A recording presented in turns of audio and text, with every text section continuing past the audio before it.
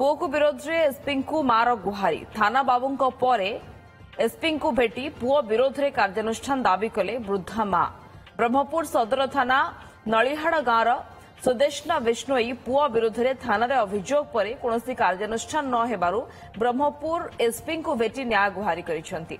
से अभियोग करिसेंती गत 5 तारिख में चाष जमी विषाक्त औषध पकाई तली नष्ट करथिले सान पुओ लक्ष्मीकांत संग्राम सिंह। एने सदर थाना अभियोग करिबारु पुओ बहु माड़ मारिथिले। पुलिस किछि कार्यानुष्ठान न नेबारु आज ब्रह्मपुर एसपी श्रवण बेबेंग को भेटी न्याय मागिसेंती सुदेशना। एने पुओ एवं पुलिस प्रतिक्रिया मिल पारि नाही।